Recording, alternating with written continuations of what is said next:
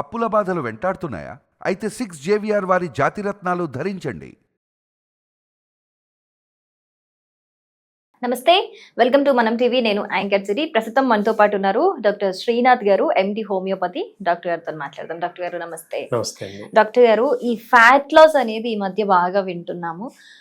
అసలు ఈ weight loss కి ఫ్యాట్ లాస్ కి ఏంటో డిఫరెన్స్ అనేది చాలా మంది కన్ఫ్యూజ్ కూడా అవుతుంటారు. ఎందుకంటే సన్నగా ఉన్న వాళ్ళలో కూడా ఫ్యాట్ ఉంటుంది, లైక్ ఈ బెల్లీ ఫ్యాట్ కావచ్చు, సైడ్ ఫ్యాట్ కావచ్చు, సన్నగా ఉన్న వాళ్ళకి కూడా ఉంటుంది. సో అసలు ఈ ఫ్యాట్ లాస్ అవ్వడానికి ఏం చేయాలి అంటారు? అంటే ఫుడ్ హ్యాబిట్స్ చేంజ్ చేసుకుంటే సరిపోతుందా, స్పెషల్గా ఏమైనా రెమెడీస్ చేయాలంటారు? తప్పకుండా అండి. ముందుగా అసలు మనం అధిక బరువు ఉన్నామా లేదా అనేది వ్యక్తిగతంగా తెలుసుకోవాలి. అసలు నేను అధిక బరువు ఉన్నానా లేదా అనేది తెలుసుకోవాలి. కరెక్ట్ వెయిట్ ఉన్నానా లేదా అది ఫస్ట్ తెలుసుకోవాల్సిన విషయం. ఇప్పుడు దానికి ఎవరికి వాళ్ళు తెలుసుకోవాల్సినటువంటి చిన్న ఎగ్జాంపుల్ నేను చెప్తాను, వాళ్ళుగా తెలుసుకోవచ్చు. ఇప్పుడు ఒక వ్యక్తి 150 సెంటీమీటర్స్ ఉన్నాడు అనుకుందాం. 150 సెంటీమీటర్స్ 150 సెంటీమీటర్లు ఉన్నారు అనుకుందాం. ఇప్పుడు ఇందులో -100 చేస్తామండి. అప్పుడు -100 చేస్తే ఎంత ఉండాలి? 50 ఉండాలి. సో ఆ వ్యక్తి సగటున 50 కేజీలు ఉన్నట్లయితే హెల్దీ వెయిట్ అండి. అంటే సెంటీమీటర్స్ ఎంత ఉన్నప్పటికీ కూడా 100 మైనస్ చేసేయాలి. చేస్తే అతనికి 50 ఉంటే ఓ 2-3 కిలోలో 4 కిలోలు అన్నా అటు ఇటుగా పర్వాలేదు. ఇప్పుడు ఆ వ్యక్తి 50 కేజీస్ కాకుండా ఈ 65 కిలోలో 70 కిలోలో ఉంటే అది ఒబేసిటీ, అది అధిక బరువుతో బాధపడుతున్నాడు అని సూచన. సో 4 to 5 కేజీస్ వరకు ఎక్కువగా ఉంటే మాత్రం అధిక బరువు కాదండి. అంతకు మించి ఉంటేనే అధిక బరువు. సో అది ఒబేసిటీ కింద కన్సిడర్ చేస్తాం. దీన్ని మనము బిఎంఐ కింద క్యాలిక్యులేట్ చేసుకుంటాం. బాడీ మాస్ ఇండెక్స్ అంటాము. దానికి ఫార్ములాస్ ఉంటాయి. అదంతా కూడా మనకు వ్యూవర్స్కి అప్రస్తుతం చిన్న విషయం కాబట్టి. సో వీటిల్లో బరువు అధికంగా ఉన్నాము అంటే దాన్ని తగ్గించుకునేందుకు మార్గాలు చేసేటప్పుడు అదే పనిగా ఫుడ్ను తగ్గించేసుకోవడము, ఒక పూట భోజనం చేయడము, మంచినీళ్ళు తాగి బతకడం, ఇలాంటి చాలా మంది చేసేటువంటి పొరపాట్లు, లిక్విడ్ డైట్స్, అధిక పొరపాట్లు. దానివల్ల ఎముకలు తొందరగా బలహీనమవుతాయి. ఎముకల్లో ఆ కాల్షియం శాతం అనేది బాగా తగ్గిపోతుంది. తద్వారా ఎముకలు తొందరగా ఫ్రెజిలిటీకి లోనవుతాయి. తొందరగా పలచబడి తొందరగా ఫ్రాక్చర్ అయ్యేటువంటి సూచనలు కనపడుతుంటాయి. అంటే ఆస్టియోపీనియా అంటారు ఈ లక్షణాన్ని. అదే 60-70లకు రావాల్సింది 30-40లోనే వచ్చేస్తుంది. సో తొందరగా బరువు తగ్గాలి అనేటువంటి ఆందోళన వల్ల కూడా ఆరోగ్యానికి ప్రమాదం. ఇలా బరువు తగ్గేటువంటి క్రమంలో వీళ్లకు కొత్తగా థైరాయిడ్ కానీ డయాబెటీస్ కానీ వచ్చేటువంటి ప్రమాదం అధికంగా ఉంటుంది. కాబట్టి తొందరగా బరువు తగ్గాలనేటువంటి ఆందోళన ఎట్టి పరిస్థితులు పెట్టుకోవద్దండి. చిన్నగా తగ్గించుకునే మార్గాలు, ముఖ్యంగా ఇలా బరువు తగ్గేందుకు మనకు హెల్ప్ఫుల్గా ఉండేటువంటి ఆకుకూరల్లో మునగాకు చాలా మంచిదండి.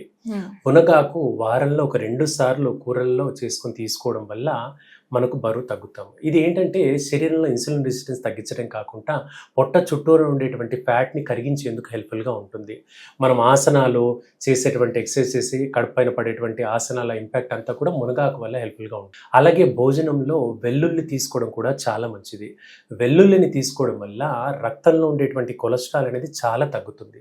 సో రక్త సరఫరా మెరుగ్గా అవుతుంది. తద్వారా కూడా బరువు తగ్గుతారు. సో మునగాకు, వెల్లుల్లి, ఓట్స్ అండి. ఓట్స్ అందరికీ అందుబాటులో ఉంటే అవి తీసుకోవచ్చు. అలాగే సిరిధాన్యాల్లో ఓదలు అంటాము. వీటిని ఇడ్లీలాగా దోశలాగా చేసుకొని తీసుకోవడం కూడా చాలా మంచిది.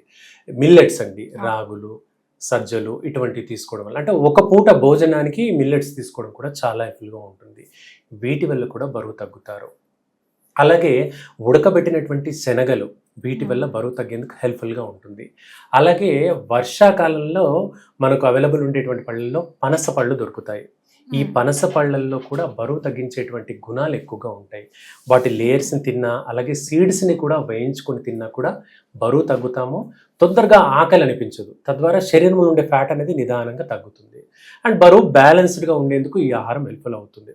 సో ఏం చేసినా కూడా, ఎలాంటి డైట్ మేనేజ్మెంట్ చేసినా చిన్నపాటి శారీరక శ్రమ ఖచ్చితంగా ఉండాలి. ఫిజికల్ ఎక్సర్సైజ్ అనేది ఖచ్చితంగా ఉండాలండి. ఇవి చేసుకుంటుంటే మాత్రం బరువు పెరిగే సూచనలు ఎట్టి పరిస్థితుల్లో కనబడవు. సో ఇందాక అడిగినట్టు సన్నగా ఉన్న వాళ్ళకి కూడా కొంచెం ఫ్యాట్ ఉంటుంది. అవునండి. సో అప్పుడు వాళ్ళకి అది వెయిట్ మీద కాదు పడేది, వాళ్ళకి ఆ ఫ్యాట్ మాత్రం పోవాలి, నేను వెయిట్ ఇంతే ఉండాలి అని అనుకుంటారు. అప్పుడు వాళ్ళు ఏం చేయాలి? చిన్నపాటి ఆసనాలు చాలండి. ముఖ్యంగా ఎక్కడెక్కడ భాగాల్లో అయితే మనకు ఫ్యాట్ డిపాజిట్ గా తెలుస్తుందో వాటికి సంబంధించినటువంటి ఆసనాలు చేసుకోవాలి. అండ్ ఇప్పుడు మనం చెప్పినటువంటి డైట్ వీళ్ళకు కూడా హెల్ప్ఫుల్ గా ఉంటుంది. అలాగే ఇప్పుడు స్వీట్ పొటాటో అంటాం మనం, చిలగడ దుంప అంటాం, స్వీట్ పొటాటో. అది ఒక పూట భోజనంలో ఉడికించినటువంటి స్వీట్ పొటాటోస్ విత్ కొంతపాటి క్యారెట్స్ అండి.